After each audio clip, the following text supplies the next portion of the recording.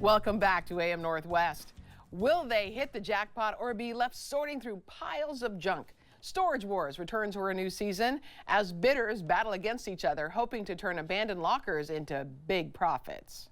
All right, you ready? All right, what you got? Dusty. Is it? Yeah. I brought Bozak to help me with his dirty locker. Woo! What?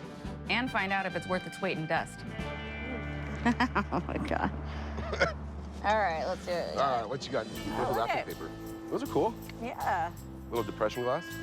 Nice. That's a good start. It's France. From France. Oh. All right, I think there's a good couple $100 here. These are cool. Oh, those are cool. Say like 20 a pop? Yeah. 80 bucks? Cool. All right, that one's bad. Mm-hmm. Here, I'll get it nice and clean for you. Okay. Thanks, bud.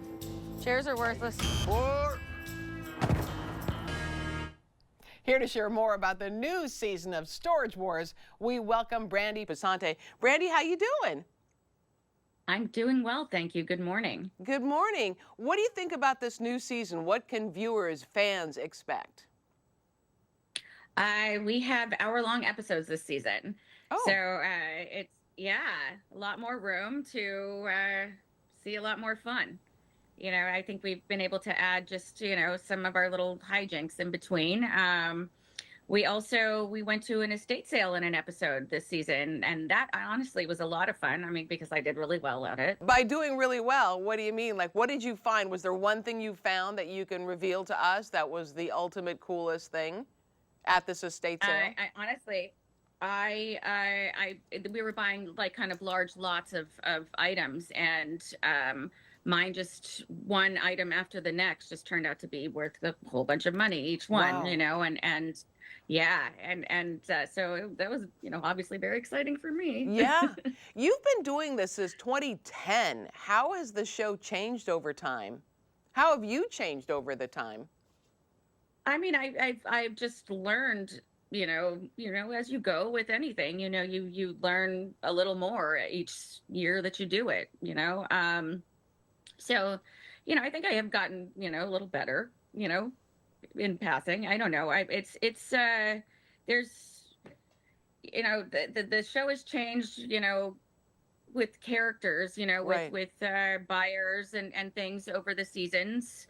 But, you know, some of us have, you know, just always kind of been there and stuck through it. It changes you know, being on TV as well. I mean, a little bit, you know, because it's, you know, more people know who you are than you know who they are, kind of scenario. Is that exciting when someone recognizes you from the show? It's not my favorite thing, Okay. to be honest. You know, at first it was just kind of, you know, bizarre, and then it, you know, I don't enjoy it that much. But Gotcha. you know, I do appreciate, you know, that people love the show. Oh, yeah. Absolutely. You know, some of the characters can be characters. Like I'm thinking of Dave Hester, and he's kind of like the villain. Is he really a villain? Is he really that way, or do we kind of magnify it on the show?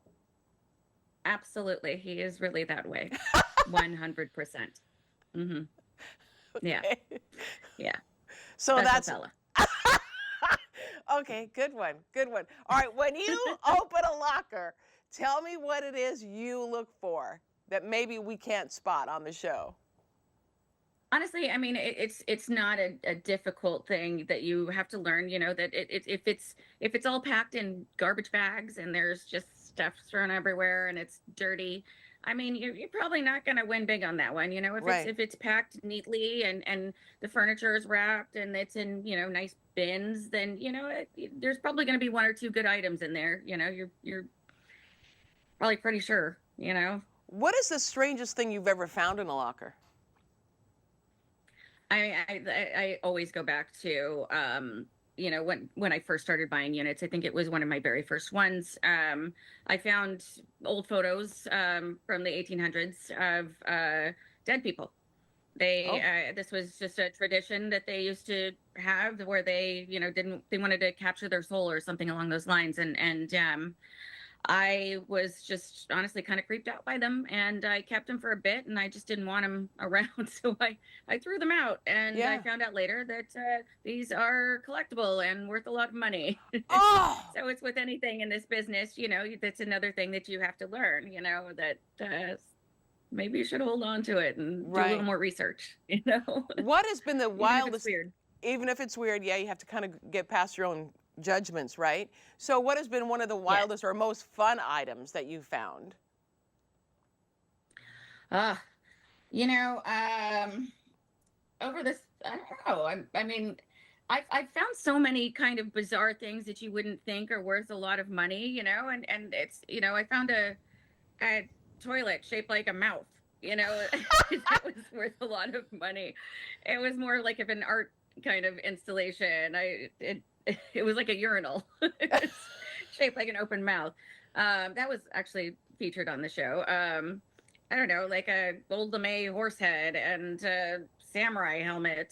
Just so many bizarre things. But it's been a lot of fun. Yeah. It can be fun and it can be terrible. I don't, Yeah. you know. But I think people follow Yeah. you along just like any one of us who goes to a garage sale and hopes to find that treasure that you're searching for. Like a little kid, you're looking for the treasure.